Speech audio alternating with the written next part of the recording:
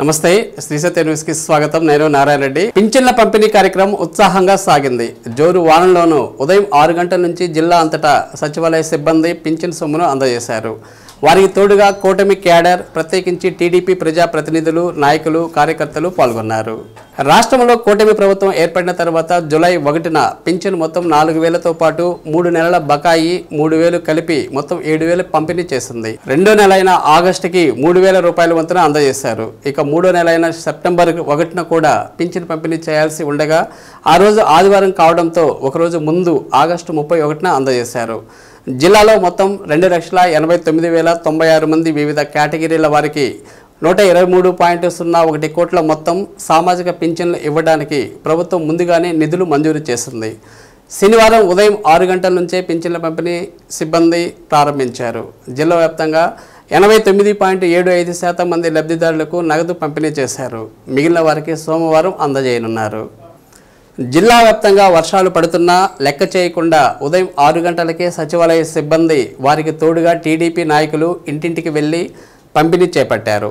సాంఘిక సంక్షేమ శాఖ మంత్రి డాక్టర్ డోలాశ్రీ బాల వీరాంజనేయ స్వామి ఎర్రగొండపాలెం నియోజకవర్గంలోని దేవరాజు గట్టులో పింఛన్ల పంపిణీలో పాల్గొన్నారు.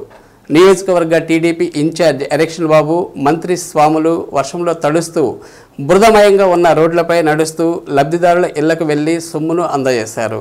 నగరంలోనే పలు ప్రాంతాల్లో కలెక్టర్ తమీం అన్సారియా పింఛన్లు పంపిణీ చేశారు. ఒంగోలు ఎమ్మెల్యే దామచర్ల జనార్దన్ నగరంలోనే 21వ డివిజన్లోకి వెళ్లి పింఛన్లు పంపిణీ చేశారు. మేయర్ గంగాడ సుజాత, జనసేన అధ్యక్షుడు షేక్ రియాజ్, పార్టీ జిల్లా అధ్యక్షుడు నూకసాని బాలాజీ తదితరులు పాల్గొన్నారు. రాచర్ల మండలం నెమలగొండ రంగనాయక స్వామి ఆలయం వద్ద నల్లమల్ల ప్రాంతంలో కురిసిన భారీ వర్షాలకు వరద నీరు చేరుకొని స్వామిని దర్శించుకోవడానికి వెళ్లిన 40 మంది భక్తులు వరద నీరులో చిక్కుకున్నారు. విషయం తెలిసిన వెంటనే Giddalur MLA Ashok Reddy police, revenue సిబ్బందిని అప్రమత్తం చేసి అక్కడికి పంపించి భక్తులను సురక్షితంగా ట్రాక్టర్ల సహాయంతో బయటకు తీసుకువచ్చారు. గిద్దలూరు నియోజకవర్గంలో గుండ్లకమ్మ వాగు, జంపలేరు వాగు ఉధృతంగా ప్రవహిస్తున్నందున ప్రజలు తగిన జాగ్రత్తలు తీసుకుని రాకపోకలు కొనసాగించాలని ఎమ్మెల్యే అశోక్ రెడ్డి తెలిపారు. గుండ్లకమ్మ ఉధృతంగా ప్రవహించడం వలన రంగస్వామి టెంపుల్కు పోయినటువంటి భక్తులు 40 మంది అక్కడ భగవంతుని దగ్గర టెంపుల్ దగ్గర చిక్కుకుపోవడం జరిగింది. నాకు తెలిసిన వెంటనే రెవెన్యూ వారిని, అట్లానే పోలీస్ డిపార్ట్మెంట్, SICA వారిని, అలాగే మనకి ఫైర్ డిపార్ట్మెంట్ అందరూ కూడా అక్కడికి ఈ యొక్క రెస్క్యూ ఆపరేషన్ని చేయడం జరిగింది. అక్కడికి పోయిన తర్వాత 40 మంది భక్తులని ఈ ట్రాక్టర్కి తాళ్లు కట్టి అక్కడి నుంచి అటువైపు నుంచి ఇటువైపు తీసుకొని 40 మంది భక్తుల్ని సురక్షితంగా తీసుకొని రావడం జరిగింది. ఈరోజు గత రాత్రి నుంచి కురుస్తున్నటువంటి వర్షాల మూలాన వాగులు, వంకలు అన్నీ కూడా పెద్ద ఎత్తున రావడం జరుగుతుంది. జంపలేరు కూడా వస్తూ ఉంది, సగిలేరు కూడా ఇప్పుడు దిగువబెట్ట వరకు వచ్చిందని చెప్తా ఉన్నారు. ఏది ఏమైనా కూడా నేను ఒకటే కోరుతా ఉన్నాను గిద్దలూరు నియోజకవర్గ ప్రజల్ని, ఈ వర్షాలు పడుతున్నాయి కాబట్టి లోతట్టు ప్రాంత ప్రజలు సురక్షితంగా ఉండవలసిందిగా వారందరికీ విజ్ఞప్తి చేస్తూ, అధికారులు ఏదైతే ఈ విషయాన్ని తెలిసిన వెంటనే వారు అక్కడికి వారందరినీ కూడా రక్షించినందుకు మనస్ఫూర్తిగా వారికి నా యొక్క ధన్యవాదాలు తెలియజేస్తా ఉన్నాను.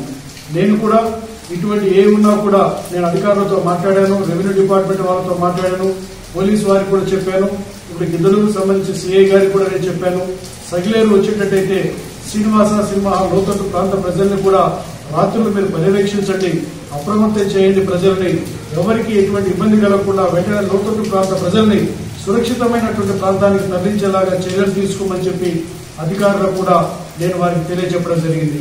ఏది ఏమైనా ఈ యొక్క తుఫాను గుండా గత రాత్రి నుంచి కురుస్తున్నటువంటి వర్షాల గుండా మన నియోజకవర్గంలో కూడా పెద్ద ఎత్తున నీటి యొక్క వాగులు, వంకలు వస్తున్న ద్వారా ప్రజలందరూ కూడా చాలా జాగ్రత్తలు తీసుకుని సురక్షితంగా ఉండవలసిందిగా కోరుతూ, మరి ఒక్కసారి భక్తులకి ఈ 40 మందిని మనకి సురక్షితంగా బయటికి తీసుకొచ్చిన అధికారులందరినీ, అన్ని డిపార్ట్మెంట్స్ వారిని నేను మనస్ఫూర్తిగా అభినందిస్తా ఉన్నాను. ఒంగోలు ఎంపీ మాగుంట శ్రీనివాసరెడ్డి పార్లమెంటు నియోజకవర్గంలో ఆది సోమవారంలో పర్యటించనున్నారు. 1వ తేదీ సాయంత్రం రామ్నగర్లోని పలు కార్యక్రమాల్లో పాల్గొంటారు. 2వ తేదీ ఉప ముఖ్యమంత్రి పవన్ కళ్యాణ్ జన్మదినం సందర్భంగా కాపు కళ్యాణ మండపంలో DRRM ఉన్నత పాఠశాలలో నిర్వహించనున్న రక్తదాన శిబిరాలను ప్రారంభిస్తారు. అనంతరం రామ్నగర్లోని మాగుంట కార్యాలయంలో ప్రజలకు, కార్యకర్తలకు అందుబాటులో ఉంటారు. మత్తు పదార్థాల బారిన పడి యువత భవిష్యత్తు నాశనం చేసుకోవద్దని ఒంగోలు శాసనసభ్యులు దామచర్ల జనార్దన్ రావు అన్నారు. అభినవ భారత్ సంస్థ ఆధ్వర్యంలో క్విజ్ ఇంజనీరింగ్ కళాశాలలో జరిగిన మాదక ద్రవ్యాల వ్యతిరేక సదస్సులో ఎమ్మెల్యే ముఖ్య అతిథిగా హాజరయ్యారు.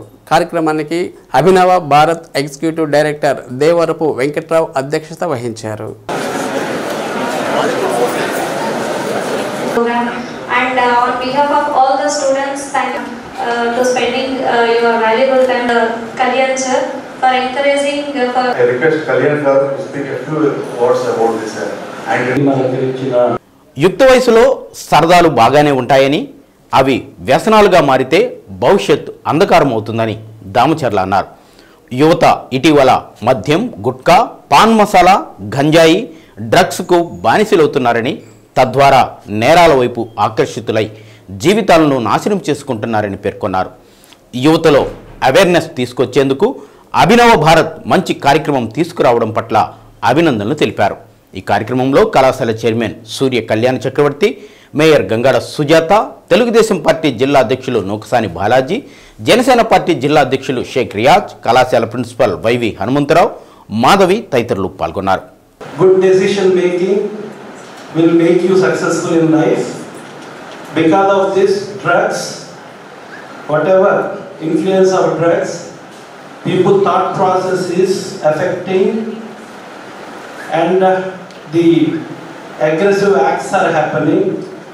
ఇవి జరగకుండా చూసుకోవాలని అంటే అందరూ కూడా దానికి అడిక్ట్ కాకుండా మంచి ప్రవర్తనతో ఉండాలి. దానికి ఇలాంటి అవేర్నెస్ అవసరం. అందుకోసం ఈరోజు అవేర్నెస్ జరుగుతుంది.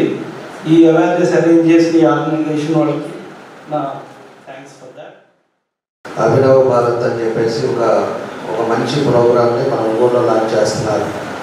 అది కూడా మన భవనం అని చెప్పేసి ఏదైతే యాస్ట్రోనా ఉందో మన బైపాస్లో, దాని ఓనర్ అతను మన ఫ్రెండే. అతను కూడా పబ్లిక్ ఏదో ఒక సర్వీస్ చేయాలనే ఒక మంచి ఉద్దేశంతో ఈ కార్యక్రమాన్ని స్టేట్ వైడ్ లాంచ్ చేయడం జరుగుతుందని చెప్పి కూడా మీకు తెలియజేస్తున్నాను. దానికోసం ఒక వెహికల్ కూడా కొన్నాడు. 35 లక్షలు పెట్టి ఒక వెహికల్ కొన్నాడు. నేను ఆ రోజు కూడా చెప్పాను, వెహికల్ ఎందుకు అంటే, లేదు మనం ఏదో చేయాలి, మనకి ఎక్కువ అందరికి కూడా తెలియాలి అంటే వెహికల్ తిరుగుతూ ఉంటే అందరికి కూడా తెలుస్తుందని చెప్పి వెహికల్ కూడా ఒకటి పర్చేజ్ చేసి పెట్టడం కూడా మీ అందరూ కూడా తెలియజేస్తున్నాను.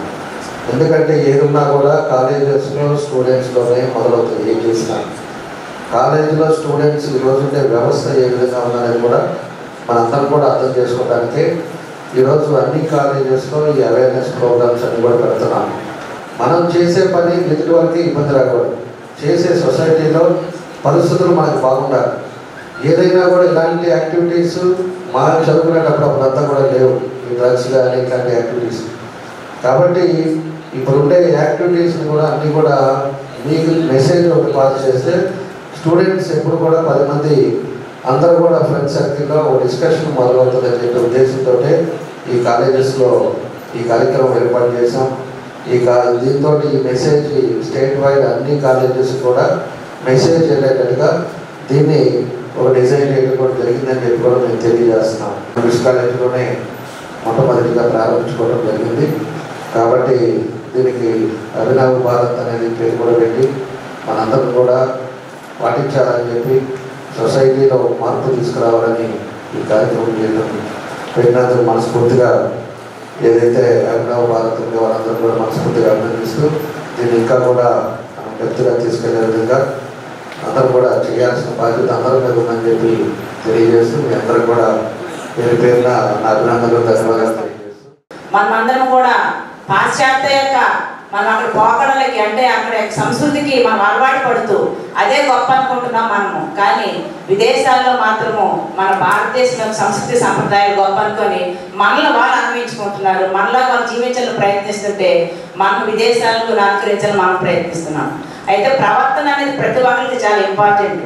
క్యారెక్టర్ అనేది దానికి లేకపోయినట్లయితే మనం చూడండి గొప్ప వారందరూ కూడా క్యారెక్టర్తో ఉన్నారు, అలాగే క్రమశిక్షణతో నడుచుకున్నారు కాబట్టి ఈ రోజు అందరూ గొప్ప వాళ్ళు అయ్యేది మనం చరిత్ర మనం చదువుతున్నాం. మన చరిత్ర కూడా రాబోయే రోజు చదివే విధంగా మనం కనుక మన జీవితం కనుక కంట్రోల్ పెట్టుకున్నట్లయితే ఖచ్చితంగా ఎవరికి కూడా గొప్ప వారు కానివ్వండి, చదువు అనేది కావండి, జ్ఞానం అనేది కావండి, ఎవరికి కూడా సొంతం కాదు. ఇది ప్రతి ఒక్కరి యొక్క ఆస్తి. మీ యొక్క జ్ఞానాన్ని దేనికి ఉపయోగించుకుంటారనే విషయాన్ని ప్రతి ఒక్కరు కూడా గుర్తించుకోవాల్సిందిగా కోరుతున్నాను. మన తల్లిదండ్రులు మనం ఏదో ఉన్నత స్థాయికి తీసుకురావాలని చెప్పి ఎన్నో కళ్ళు కంటా ఉంటారు, ఎన్నో ఆశలతో ఉంటారు. గంజాయి తీసుకున్నందువల్ల మత్తుకి బానిసయ్యి పిచ్చి పట్టి రోడ్ల మీద పడిపోయే పరిస్థితులు ఉంటాయి. మన తల్లిదండ్రులకు కానీ మనకి చదువు చెప్పే గురువులు కూడా మనందరం కూడా పేరు తెచ్చే విధంగా ఉండాలి. కాబట్టి గంజాయికి ఎవరు కూడా దయచేసి ఎడిక్ట్ కావద్దు. వాటిని తరిమే విధంగా మనందరం పనిచేద్దాము.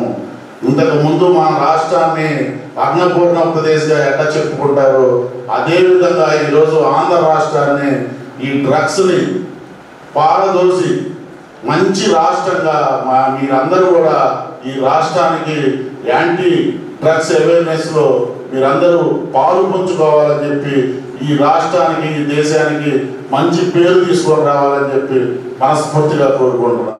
తుఫాన్ ప్రభావంతో ప్రకాశం జిల్లా వ్యాప్తంగా గత 2 రోజులుగా విస్తారంగా వర్షాలు కురిశాయి. గడిచిన 2 రోజుల్లో జిల్లాలో 83.7 మిల్లీమీటర్ల వర్షపాతం నమోదైంది.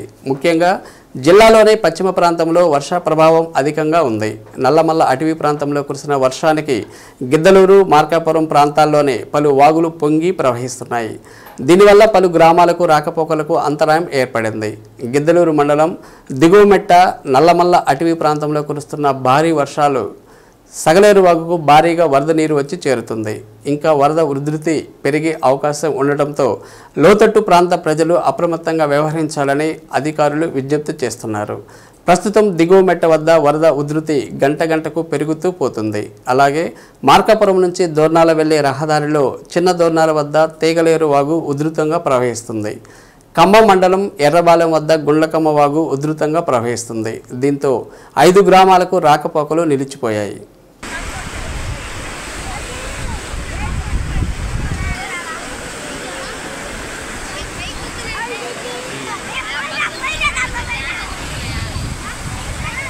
అడ్డం కడతాడు.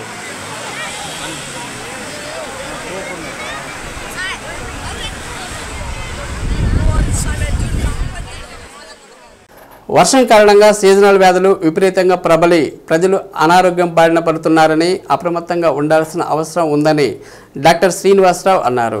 నగరంలోని ప్రజలు తమ ఇళ్లను, పాత్రలను పరిశుభ్రంగా ఉంచుకొని దోమలు నివారించేందుకు చర్యలు తీసుకోవాలన్నారు. డెంగ్యూ, మలేరియాతో పాటు విష జ్వరాలు ప్రబలుతున్నాయని, అలాంటి సమయంలో తప్పనిసరిగా మీకు దగ్గరలో ఉన్న ఎంబీబీఎస్ డాక్టర్ను సంప్రదించి సూచనలు తీసుకొని వైద్య సహాయం పొందాలని తెలిపారు. జ్వరం బారిన పడిన సందర్భంలో మందులు ఎలా పడితే అలా తీసుకోకూడదని, డాక్టర్ల సూచనలు, సలహాలు తీసుకుంటే బాగుంటుందని అన్నారు. ప్రాణం చాలా విలువైందని, ప్రజలు ఆరోగ్యంగా ఉంటే ఏదైనా సంపాదించుకోవచ్చని, ప్రాణం ఖరీదుని వెలకట్టలేదని, అందువలన ప్రజలు తప్పనిసరిగా ఆరోగ్య సూత్రాలను పాటిస్తూ విష జ్వరాల నుంచి బయటపడాలని తెలిపారు.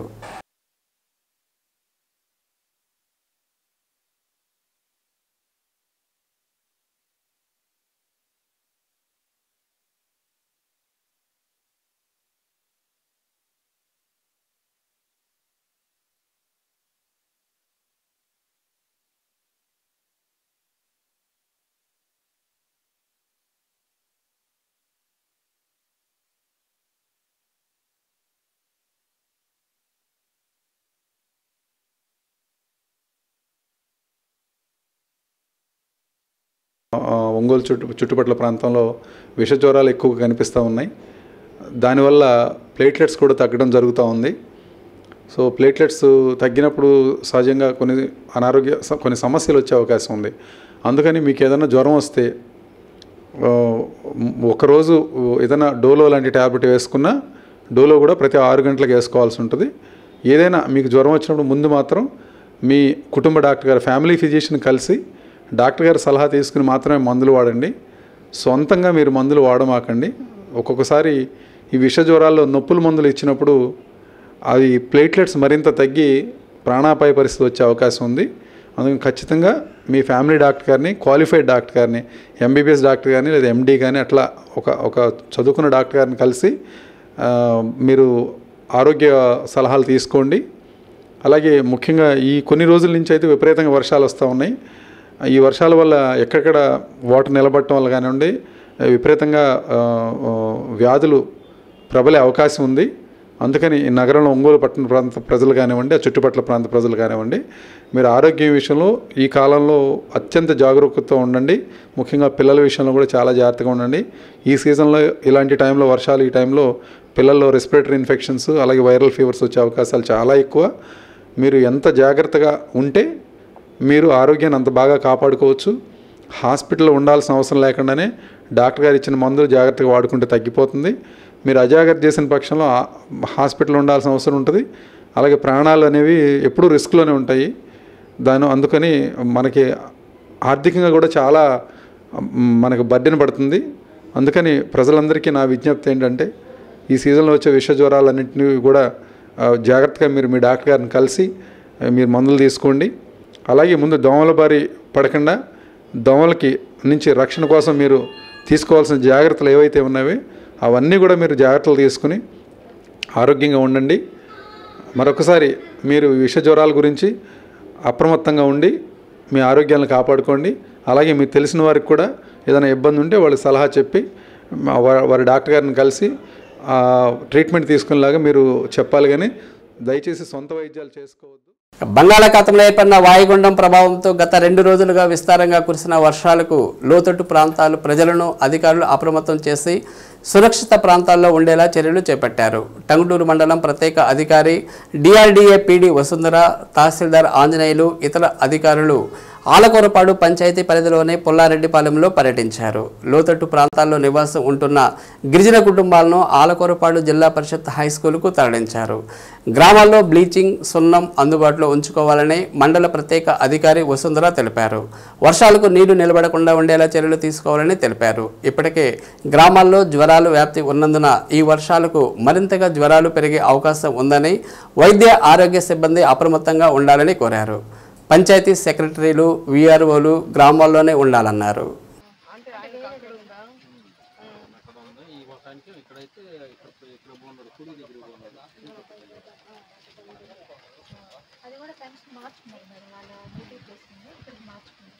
వచ్చినప్పుడు ఏం చేస్తుంటారు? హై స్కూల్లో పెడతారు కదా. లాస్ట్ టైం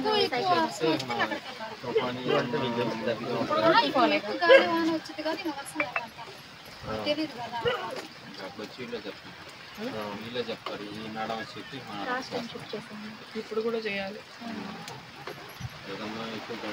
ఎన్ని ఇళ్ళు ఉన్నాయండి ఇక్కడ? మీరు చెప్పండి. 7 ఇళ్ళు. ఎంతమంది ఉన్నారు 7 ఇళ్ళు? ఎంతమంది?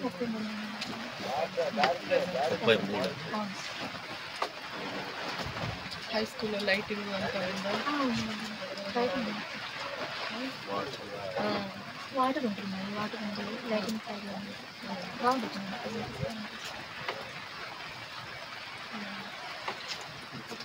లోపలికి రావా నీళ్లు? పెద్ద వర్షం అయితే లోపలికి వస్తాయి కదా, మరి అప్పుడు ఎట్లా చేస్తారు?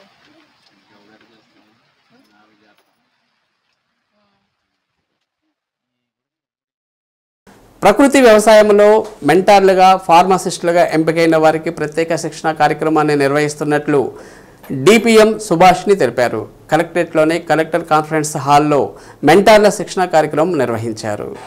పులివెందల్లోని ప్రకృతి వ్యవసాయం రీసెర్చ్ సెంటర్ ఏర్పాటు చేయడం జరిగిందని సుభాష్ని అన్నారు. దీనికి అనుబంధంగా ప్రకాశం, నెల్లూరు జిల్లాలలో ప్రకృతి వ్యవసాయంలో పనిచేస్తున్న డిగ్రీ పాస్ అయిన వారి నుండి మెంటార్లుగా ఎంపిక చేయడం జరిగిందన్నారు. ప్రకృతి వ్యవసాయం రీసెర్చ్కి సంబంధించిన అంశాలను పొలాల్లో మెంటార్స్ పరిశీలిస్తారని తెలిపారు. శిక్షణలో ఎంపికైన మెంటార్లు పాల్గొన్నారు. ప్రకృతి వ్యవసాయ విభాగంలో రీసెర్చ్కి సంబంధించినటువంటి పులివెందుల్లో ఉన్న రీసెర్చ్ స్టేషన్ ఒకటి ఎస్టాబ్లిష్ చేయడం జరిగింది. దానిలో భాగంగా మెంటర్స్ అని ఫార్మర్ సైంటిస్టులని సెలెక్ట్ చేసుకుంటున్నాము. అంటే క్యాడర్ పూల్ నుంచి ఫస్ట్ ఇయర్ అయితే క్యాడర్ పూల్ నుంచి తీసుకున్నాము మెంటర్స్గా. ఈ ఇయర్ అయితే అందరూ ఈవైపీస్ ఎడ్యుకేటెడ్ యంగ్ ప్రొఫెషనల్స్ అంటే డిగ్రీ హోల్డర్స్ని వాళ్ళని ఐడెంటిఫై చేసాము. ఎవరైతే 3 years నుండి న్యాచురల్ ఫార్మింగ్ చేస్తున్నారో వాళ్ళని ఐడెంటిఫై చేయడం జరిగింది. వాళ్ళకి ఏంటంటే 4 years కోర్సు రన్ అవుతుందండి. దానికి ఒక ఎక్స్క్లూజివ్గా ఒక అగ్రికల్చర్ గ్రాడ్యుయేట్ వీళ్ళందరినీ అబ్జర్వ్ చేస్తూ ఉంటారు. దీనికి ఒక సపరేట్ వింగ్ ఉంది. ఎగ్జిక్యూటివ్ డైరెక్టర్ గారు RYSSలో మానిటర్ చేస్తూ ఉంటారు. వీళ్ళు ఏంటంటే మెంటర్స్ ఫార్మర్ సైంటిస్టులని మెంటర్స్కి మ్యాప్ చేస్తాము. వాళ్ళ ఫీల్డ్స్ అన్నీ కూడా డైలీ వాళ్ళ ఫీల్డ్ యాక్టివిటీస్ మనం ఏదైతే రీసెర్చ్కి సంబంధించి చెప్తామో అవన్నీ కూడా వీళ్ళ ఫీల్డ్స్లో చేయాలి. వీళ్ళకి every month 4 to 5 days class room sessions జరుగుతాయి. దానిలో భాగంగా ఈ 2 days నుండి జరుగుతుంది. ఇది 3rd day, రేపటితో ఎండ్ అవుతుంది. మన 2 districtsని కలిపి పెట్టారు, నెల్లూరు, ప్రకాశం. వీళ్ళందరూ కూడా మెంటర్స్ అండ్ ఫార్మర్ సైంటిస్ట్. వీళ్ళందరూ కూడా వాళ్ళ ఫీల్డ్స్లో రీసెర్చ్కి సంబంధించి సైన్స్ బిహైండ్ న్యాచురల్ ఫార్మింగ్ అని మాట్లాడుకుంటున్నాము. అంటే న్యాచురల్ ఫార్మింగ్లో చేస్తున్న విధానాలకి ఏం సైంటిఫిక్ ప్రూఫ్స్ ఏంటి అనేది వీళ్ళ ఫీల్డ్స్లో అవన్నీ కూడా ఎక్స్పెరిమెంట్లు జరుగుతూ ఉంటాయి. దానిలో భాగంగా ఈరోజు ట్రైనింగ్ జరుగుతుంది. ఇది ప్రకృతి వ్యవసాయ విభాగానికి సంబంధించిన ట్రైనింగ్ ప్రోగ్రామ్. Thank you. దీనికి సంబంధించి డిస్ట్రిక్ట్ లెవెల్లో డిస్ట్రిక్ట్ ప్రాజెక్ట్ పర్సన్ ఒకళ్ళు ఉంటారు, DPP శ్రీకాంత్. తను వీళ్ళందరినీ మానిటర్ చేస్తాడు under the control of DPM. ఈ ఫీల్డ్స్ కానీ వాళ్ళు ఏ మోడల్స్ వేయాలి, ఏ ఎక్స్పెరిమెంట్స్ చేయాలి, అవన్నీ కూడా ఒక షెడ్యూల్, ఒక కరికులం ఉంది. వీళ్ళకి క్లాసెస్ కూడా ఒక కరికులం ప్రకారం జరుగుతాయి. వీళ్ళకి 4 years తర్వాత ఒక రెప్యూటెడ్ యూనివర్సిటీ నుండి డిగ్రీ సర్టిఫికేట్ కూడా ఇవ్వడం జరుగుతుంది. బంగాళాఖాతంలో ఏర్పడిన అల్పపీడన ప్రభావంతో జిల్లా వ్యాప్తంగా ముసురు వాతావరణం నెలకొంది. భారీ వర్షాలు కురుస్తాయంటూ విశాఖపట్నం వాతావరణ కేంద్రం చేసిన హెచ్చరికల నేపథ్యంలో జిల్లా అధికార యంత్రాంగం అప్రమత్తమైంది. కోస్తా తీర ప్రాంత మండలాలైన ఒంగోలు, కొత్తపట్నం, నాగులుపులపాడు, టంగుటూరు, జరుగుమల్లి, సింగరాయకొండలో ముందస్తుగా సహాయక చర్యలు చేపట్టారు. తక్షణ సహాయక చర్యల నిమిత్తం కలెక్టర్ తమీం అన్సారియా తీర ప్రాంతాల మండలాల అధికారులను అప్రమత్తం చేశారు. కొత్తపట్నం మండలంలో పర్యటించారు. జిల్లా వ్యాప్తంగా ఉద్యోగులందరికీ సెలవులు రద్దు చేశారు. సముద్ర తీరంలో అలలు ఎగిసిపడుతున్నాయి.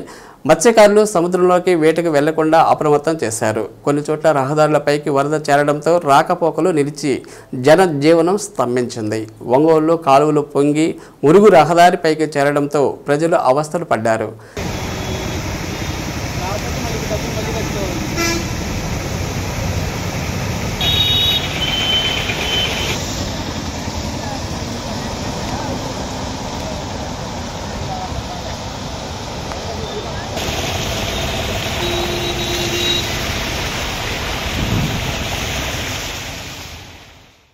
యుద్ధం వద్దు, ప్రపంచ శాంతి కావాలని ఒంగోలు ఆర్టీసీ బస్టాండ్ వద్ద కార్మిక సంఘాల నిరసన కార్యక్రమం అంతర్జాతీయ కార్మిక సంఘాల కార్యాచరణ వేదిక ఆధ్వర్యంలో జరిగింది.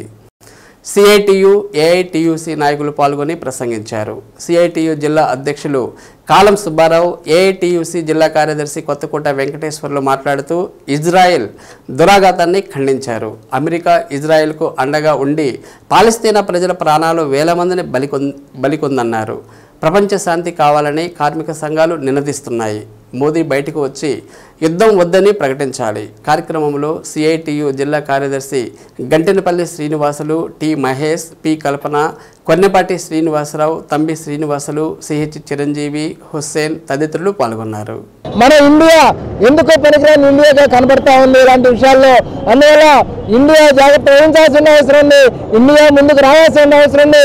మోడీ గారు నోరు ఇప్పాల్సిన అవసరం ఉంది. ఇజ్రాయెల్ దురాఘాతాన్ని ఖండించాల్సిన అవసరం ఉందనే ఉద్దేశంతో ఈ కార్యక్రమాన్ని తీసుకోవడం జరిగింది.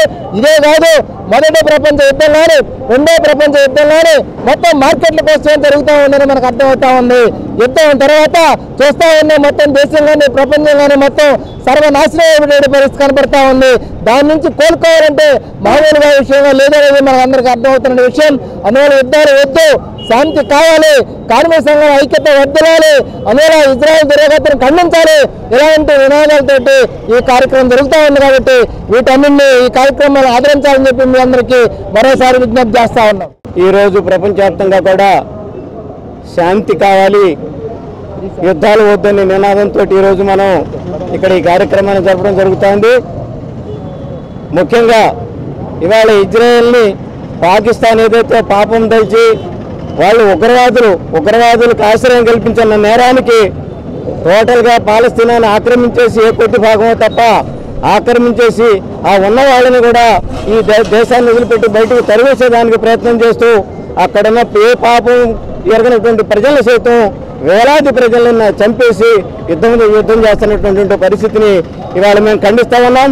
రష్యాతో జరుగుతున్న యుద్ధంలో సైతము అమెరికా ఉక్రెయిన్కి సపోర్ట్ ఇస్తూ ఆ యుద్ధాన్ని ఆడకుండా చేస్తున్నటువంటి పరిస్థితి అయితే ఉందో దాన్ని కూడా ముఖ్యంగా మన దేశం ఏదైతే మన మోడీ గారు రాముడికి జిందాబాద్ రావణాసుడికి జిందాబాద్ అన్న సందంగా ఇద్దరిని సపోర్ట్ చేస్తున్నాం, ఇద్దరిని వివేచిస్తున్నాం అన్న సందంగా మాట్లాడుతూ ఎవరికి కర్రకుండా పాము చావకుండా ఎవరికి నొప్పి తగలకూడదన్నట్టుగా ఏదైతే ప్రవర్తిస్తున్నారో ఇది మన విదేశాంగ విధానానికి తీవ్రమైన ముప్పు అనేది అన్ని దేశాలకి మనం దూరం అయిపోయేటటువంటి పరిస్థితి ఉన్నదనేది కూడా మోడీ గారు అర్థం చేసుకోవాలని మనవి చేస్తూ ఈ యుద్ధాలను వెంటనే ఆపాలని శాంతిని పునరుద్ధరించాలని కోరుతూ ఏఐటీసీగా విజ్ఞప్తి చేస్తూ సెలవు తీసుకున్నాను. నాగులుపులపాడు మండలం బ్రాహ్మణ నిడమానూరు గ్రామంలో ఉన్న షిరిడి సాయిబాబా మందిరంలో దొంగలు పడ్డారు. శనివారం అర్ధరాత్రి సుమారు 2 గంటల ప్రాంతంలో గుర్తు తెలియని వ్యక్తులు ద్వారం తలుపులు పగలగొట్టి లోపలికి వెళ్లి స్వామివారి సింహాసనాన్ని తీసుకువెళ్లారు. అక్కడే ఉన్న మకర తోరణం గొడుగు ఇతర వెండి వస్తువులను తాకలేదు. సుమారు 18 కేజీల వెండి దొంగిలించినట్లు సాయిబాబా మందిర నిర్వాహకులు తెలిపారు. దొంగలు కారులో వచ్చి వెళ్ళినట్లు గుర్తులు కనిపిస్తున్నట్లు పోలీసులు తెలిపారు. ఒంగోలు రూరల్ సిఐ శ్రీకాంత్ పర్యవేక్షణలో నాగులుపులపాడు సబ్ ఇన్స్పెక్టర్ శ్రీకాంత్ బాబు దర్యాప్తు చేస్తున్నారు. ఎస్పీ ఆదేశాల మేరకు దొంగలను వెంటనే పట్టుకోవాలని సంబంధిత పోలీసు సిబ్బందిని ఆదేశించారు. దొంగలు ఆలయంలోకి ప్రవేశించిన తర్వాత వారు ఒక గడ్డపాలను వదిలిపెట్టి వెళ్లారు. సీసీ కెమెరాల ఫుటేజ్ బాక్సులు కూడా వైర్లు కత్తిరించి దొంగలు తమ వెంట తీసుకువెళ్ళినట్లు తెలుస్తుంది.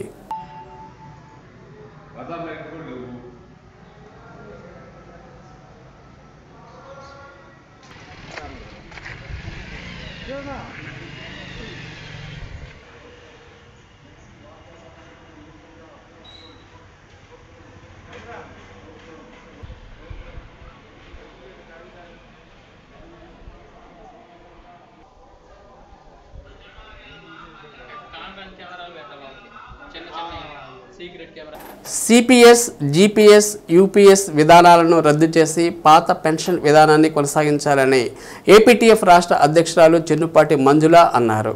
పాత పెన్షన్ విధానాన్ని కొనసాగించాలని కోరుతూ ధర్నా నిర్వహించారు. 2004 సెప్టెంబర్ 1వ తేదీన పాత పెన్షన్ విధానాన్ని రద్దు చేసి సిపిఎస్ విధానాన్ని తీసుకువచ్చిన చీకటి రోజు అని అందుకోసమే నిరసన కార్యక్రమాలు చేపట్టామన్నారు. కేంద్ర ప్రభుత్వం యూపీఎస్ విధానాన్ని తీసుకువచ్చేందుకు యత్నాలు చేస్తుందని, దానివల్ల ఉద్యోగ ఉపాధ్యాయులకు నష్టదాయకమని, దాన్ని వెంటనే ఉపసంహరించుకోవాలని కోరారు. ఉద్యోగులు ఉపాధ్యాయుల పట్ల చిత్తశుద్ధి ఉంటే పాత పెన్షన్ విధానాన్ని కొనసాగించాలని తెలిపారు. కార్యక్రమంలో ఉపాధ్యాయులు పాల్గొన్నారు. ఓ ఉద్యోగి మేలుకో పాత పెన్షన్ సాధించుకో, ఓ ఉద్యోగి మేలుకో పాత పెన్షన్ సాధించుకో, ఓ ఉద్యోగి మేలుకో పాత పెన్షన్ సాధించుకో, ఓ ఉద్యోగి మేలుకో పాత పెన్షన్ సాధించుకో, ఓ ఉద్యోగి మేలుకో పాత పెన్షన్ సాధించుకో. సిపిఎస్ విధానాన్ని వెంటనే సాధించి తీరుతా, పోరాడి పోరాడి పోరాడి తీరుతా. ఒకటే సారి వెంటనే సిపిఎస్ విధానాన్ని వెంటనే, ఓపీఎస్ విధానాన్ని వెంటనే,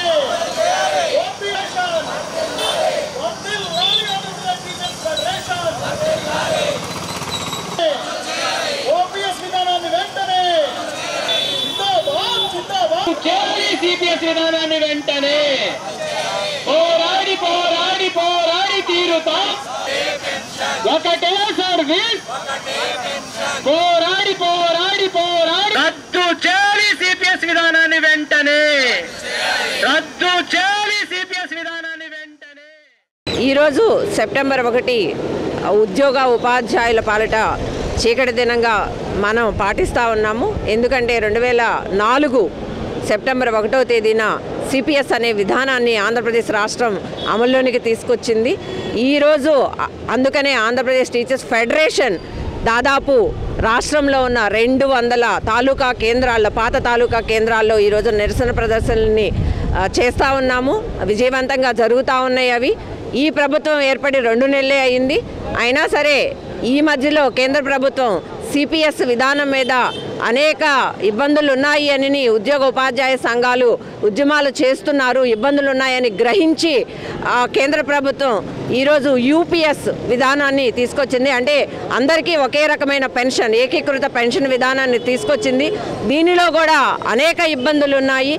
ఏ విధానమైన సిపిఎస్ కానివ్వండి, జీపీఎస్ కానివ్వండి, ఇప్పుడు ప్రతిపాదిత యూపీఎస్ కానివ్వండి, ఇవన్నీ కూడా ఉద్యోగ ఉపాధ్యాయుల జీతాల నుంచి ప్రతి నెల 10%ని కట్ చేసి తిరిగి అదే డబ్బుని పెన్షన్ రూపంలో మాకు అందించడం జరుగుతుంది.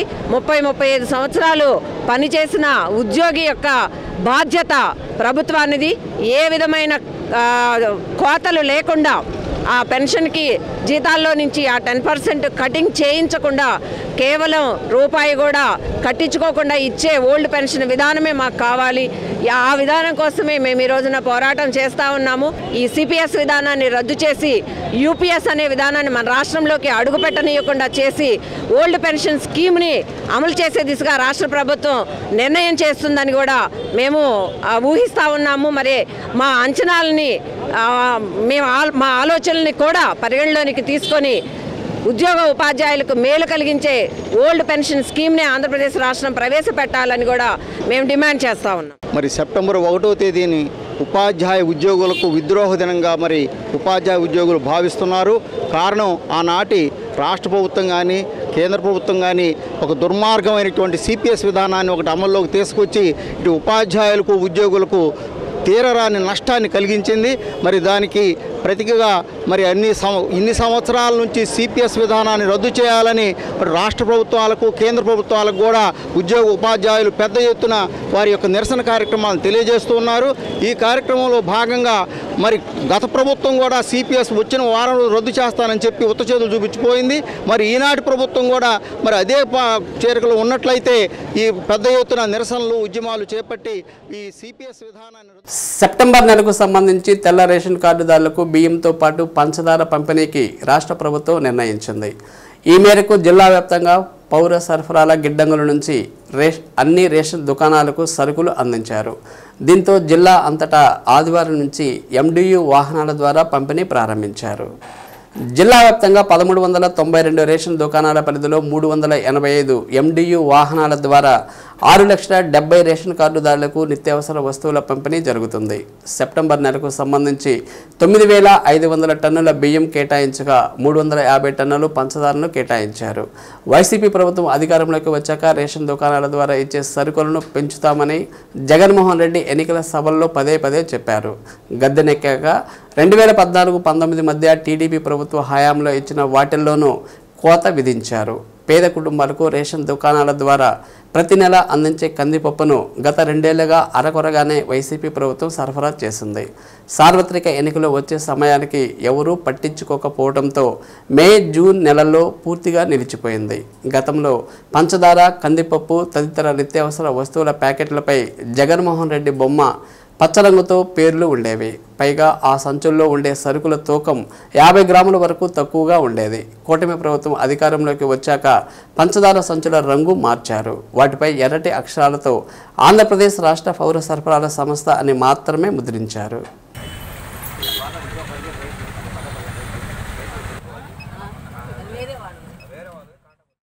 యూటీఎఫ్ ఉద్యమ పితామహుడు దాచూరి రామిరెడ్డి ఉచిత వైద్య శిబిరం ఒంగోలు టీటీడీ కళ్యాణ మండపంలో నిర్వహించారు. ఒంగోలు చుట్టుపక్కల ప్రాంతాల నుండి పెద్ద ఎత్తున ప్రజలు మెడికల్ క్యాంపుకు విచ్చేసి వైద్య సేవలు పొందారు. నగరంలోని డాక్టర్లు 17 మంది దాకా వైద్య సేవలు అందించారు. షుగరు, పక్షవాతం, బీపీలకు పరీక్షలు చేసి ఉచితంగా మందులు అందజేశారు. కార్యక్రమాన్ని మెడికల్ కన్వీనర్ మాదాల వెంకట్రావు పర్యవేక్షించారు.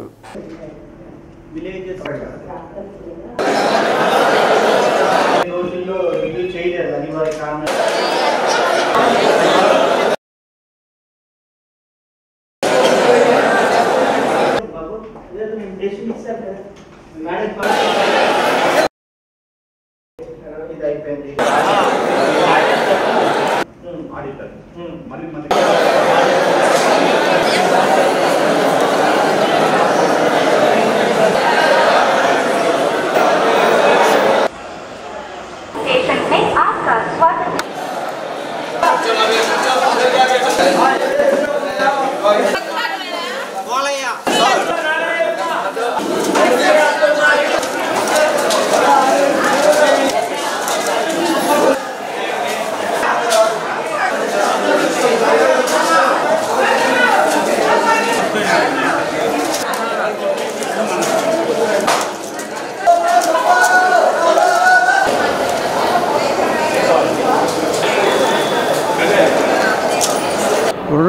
2016 నుంచి సెప్టెంబర్ 4వ తారీఖు నుంచి ఇప్పటి వరకు కూడా నడుపుతూ ఉన్నాం. సుమారు 9 సంవత్సరాలు పూర్తయింది. 9 సంవత్సరాల నుంచి ప్రతి 2 నెలలకు ఒకసారి విరామం లేకుండా ఈ క్యాంపు నడుపుతూ ఉన్నాం. పేద ప్రజలు బాగా ఉపయోగించుకుంటూ ఉన్నారు. కరోనా టైంలో కూడా మేము మందులు ఇచ్చాము. కలెక్టర్ గారు వద్దన్నప్పుడు కూడా రోజుకి 50 మందిని 100 మందిని పోగు చేసి 14 రోజులు 15 రోజులు 20 రోజుల పాటు రోజు కొంతమందికి ఆ విధంగా ఇచ్చాం. 1500 మందికి పైగా ఇచ్చాం. 2.5 సంవత్సరం పాటు కరోనా టైంలో కూడా మందులు ఇచ్చాం. ఈరోజు కూడా నడుపుతూ ఉన్నాం. ఈరోజు కూడా నిన్న మొన్న ఈరోజు భయంకరమైన వర్షం తుఫాను వస్తూ ఉంటే అందరూ రాలేమని చెప్పన్నా కూడా కొంతమంది వస్తాము మాకు మందులు ఇవ్వడం చెప్పారంటే వాళ్ళ విజ్ఞప్తి మేరకు మేము ఇక్కడ మార్చి ఇంతకుముందు స్కూల్లో చేసేవాళ్ళమే. ఈరోజు ఈ కళ్యాణ మంట మార్చుకొని ఈ విధంగా వైద్య సేవలు చేస్తూ ఉన్నాం. ఈ వైద్య సేవల్ని అందరూ కూడా ఉపయోగించుకోవాల్సిందని కోరుతున్నాం. జనవరి 1st ఆదివారం, మార్చి 1st ఆదివారం, జూలై 1st ఆదివారం, సెప్టెంబర్ 1st ఆదివారం, నవంబర్ 1st ఆదివారం జరుగుతూ ఉంది సంవత్సరం మొత్తం మీద. అది Vasavi club international, Vasavi club KCGF youth ఆధ్వర్యంలో గాంధీ రోడ్లోని రామానుజ కోటెంలో మెగా రక్తదాన శిబిరం ఏర్పాటు చేశారు. కార్యక్రమానికి ముఖ్య అతిథిగా international vice president Garlapati Brahmanandam, district governor Perla Satyanarayana, international vice president Erukula Ramakrishna, district officer Govardhan, Ongole unity president Badri Narayana, secretary Gurram Sunil, treasurer Nanda, KCGF youth club president Konala Srinivasarao, district officer Vinod, district programme officer Aravind, Lakshmi తదితరులు పాల్గొన్నారు. న్యూ విజన్ బ్లడ్ బ్యాంక్ ఆధ్వర్యంలో రక్తాన్ని సేకరించారు.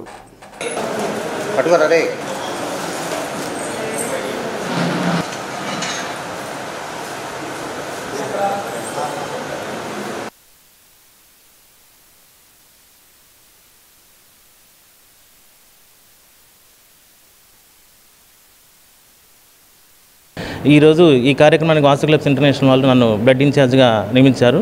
సుమారు ఈ 205 డిస్టిక్లో ఒక 60 క్లబ్స్ ఉన్నాయండి. మనకి చీరాల నుంచి సుల్లూరుపేట వరకు 205 డిస్టిక్ కింద వస్తుంది.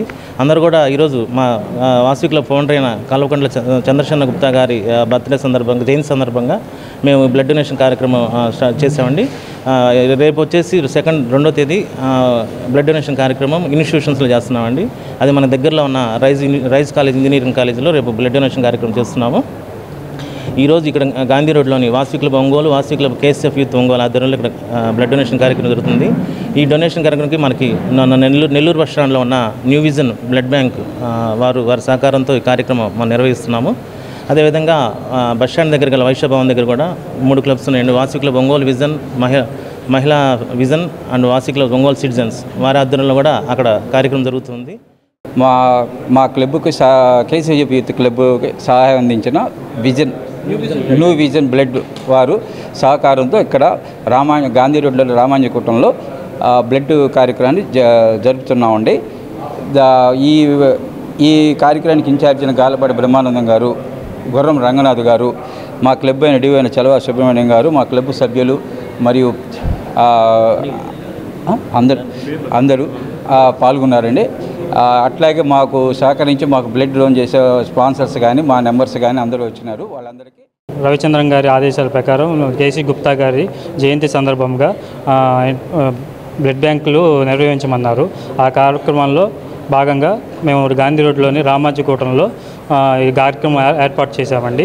ఈ కార్యక్రమానికి ఇన్ఛార్జిగా మా గార్లపాటి బ్రహ్మానందం గారు IEC ఆఫీసర్ గారిని నియమించారు. వారి ఆధ్వర్యంలో మేము వాసవి క్లబ్ ఒంగోలు, KCGF ఇద్దరం సంయుక్తంగా ఈ కార్యక్రమం నిర్వహించామండి. ఈ కార్యక్రమానికి బ్లడ్ డోనర్స్ బాగా సహకరించి అందరూ వచ్చి మాకు సహకరించినందుకు ధన్యవాదాలు. జిల్లాలోని పొగాకు మార్కెట్లో ధరలు తగ్గుముఖం పట్టాయి. 10 రోజులుగా రోజుకు దిగజారుతున్నాయి. నిన్నటి వరకు బయట రకం పొగాకును పోటీపడి కొనుగోలు చేసిన కంపెనీలు ఇప్పుడు సీలింగ్ పెట్టుకున్నాయి.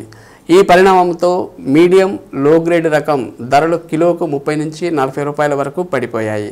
సాధారణంగా వేల ముగింపు సమయంలో ధరల్లో కొంత పెరుగుదల కనిపిస్తుంది. ఈ ఏడాది అందుకు భిన్నంగా వ్యాపారులు వ్యవహరిస్తూ ఉండటంతో రైతులు ఆందోళన చెందుతున్నారు. ప్రస్తుతం రైతుల వద్ద ఎక్కువగా లో గ్రేడు, మీడియం బేళ్లు ఉన్నాయి. వేలం కేంద్రాలకు కూడా వాటిని తెస్తున్నారు. వీటిలో ఎక్కువగా నో బిడ్స్ అవుతుండటం, తిరస్కరిస్తుండటంతో కర్షకులు ఇబ్బందులు పడుతున్నారు.